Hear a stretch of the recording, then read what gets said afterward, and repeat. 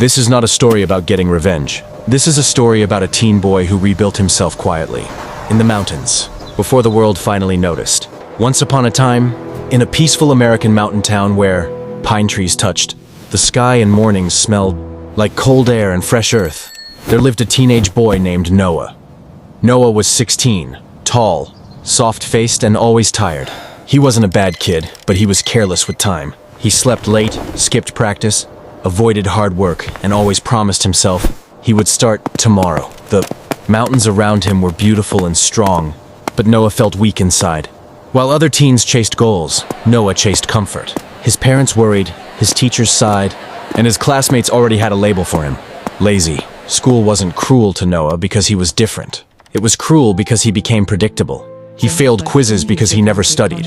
He lost races in PE because he never trained. He got cut from the team because he never showed improvement. Each failure added another joke. Some classmates smirked when the teacher returned his test.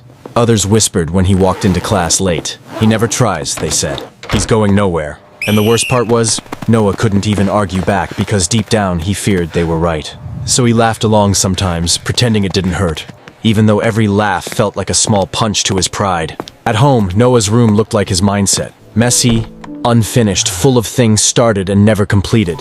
His phone was always in his hand. His bed was always calling him. He would stare at the ceiling at night, thinking about how he should change. And then he would roll over and escape into scrolling, games, or sleep. In the mountain town, mornings came early and people worked hard. Noah watched others build strong lives while he stayed stuck. He told himself he had time. He told himself he was still young. But time kept moving forward like the mountain river outside his house, never stopping, never waiting for him to get ready. The mocking grew sharper when failures stacked up. One day, Noah volunteered to present in class, hoping to prove he could do something right. He barely prepared. Halfway through, he froze, stumbled, and forgot his words. The room filled with awkward silence, then small laughs, then louder laughs. Someone in the back imitated him. Someone else whispered, "He's hopeless." Noah's face burned. His hands shook. He forced a smile and sat down fast, wishing the floor could swallow him. The teacher tried to move on like it wasn't a big deal. But Noah felt something inside him crack, because humiliation doesn't disappear just because a lesson continues. A week later, it got worse. After school, Noah walked along a mountainside path near the bus stop. A few boys from school followed behind him, laughing and calling him names. One of them kicked dirt at his shoes. Another bumped his shoulder hard enough to make him stumble. "Why are you even here?" someone said. "You're just a waste of space." Noah tried to walk faster, but they kept behind him like shadows. He didn't fight back. He didn't know how. He just swallowed the anger, swallowed the shame, until it became a tight knot in his throat. When they finally left, still laughing, Noah stood still with his heart pounding, staring at the ground like a boy who had lost something important, his dignity. That night, Noah didn't open his phone. He didn't turn on music.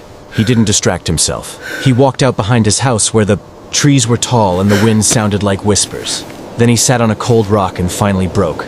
Tears came fast and heavy, because pain you ignore doesn't disappear, it gathers. He cried like he had been holding it in for years. And in that lonely mountain silence, Noah realized something that changed everything. He didn't hate the bullies most. He hated the version of himself that gave them a reason to feel superior. He wiped his face with shaking hands and whispered, "I'm done living like this." Not loudly, not dramatically, but with a seriousness that felt like a door closing forever. If this emotional story is motivating you and helping you learn English with powerful life lessons, subscribe to English Story Academy for the most interesting, emotional, and unforgettable motivational stories. The next morning, Noah woke up before sunrise when the mountain town was still asleep, and the sky looked like dark blue glass. The air was freezing. His breath turned into fog. Everything inside him wanted to crawl back into bed, but he didn't. He pulled on an old hoodie, stepped outside, and stood on the quiet path behind his house. No music, no audience, just him and the cold. He started with the simplest thing, push-ups. His arms shook. His chest burned. He collapsed after a few. He lay there staring at the sky, embarrassed even though no one was watching. Then he got up and tried again. That was the first victory. Not strength, but refusal to quit. Days turned into weeks. Noah built a secret routine in silence. Every morning before school, he ran a mile on the mountain trail. Slow at first, stopping often. Lungs burning, legs aching. Then he shadowboxed alone near the trees, practicing basic punches until his shoulders felt like fire. He did sit-ups, squats, jumping jacks, and push-ups until sweat soaked his shirt. He didn't post about it. He didn't tell friends. He didn't announce his new life, because deep down he knew, if he talked too early, he might quit again.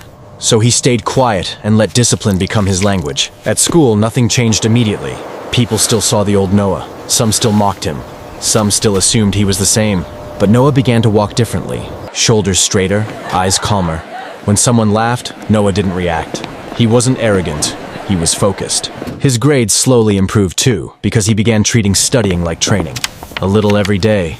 No excuses, no drama. Just repetition.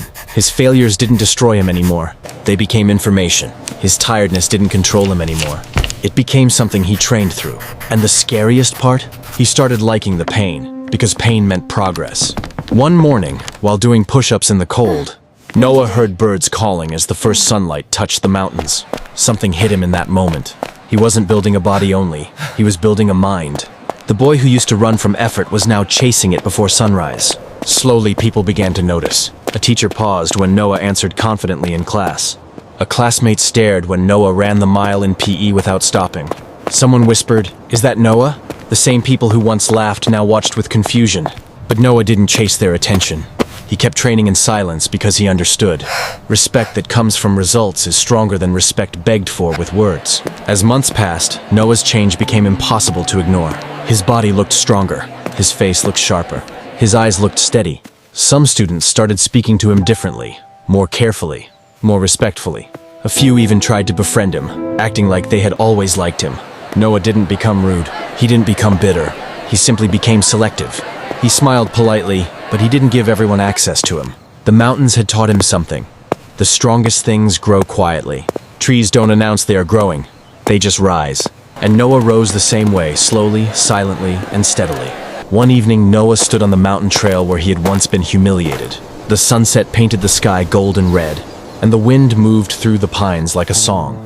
He remembered that night he cried alone, thinking he was nothing. And he realized the truth. That moment wasn't the end of him. It was the beginning. He didn't need revenge. His discipline had already spoken. He had become the kind of person people couldn't mock anymore. Not because he fought them, but because he finally fought for himself. And as he walked back home under the mountain sky, Noah felt something he had never felt before. Peace. The kind of peace you earn when you stop needing the world to believe in you. Because you finally believe in yourself. Build yourself in silence and let your results speak. When people underestimate you, don't argue. Improve. So if this story touched your heart and helped you learn English, subscribe to English Story Academy for more emotional, interesting, and powerful motivational stories.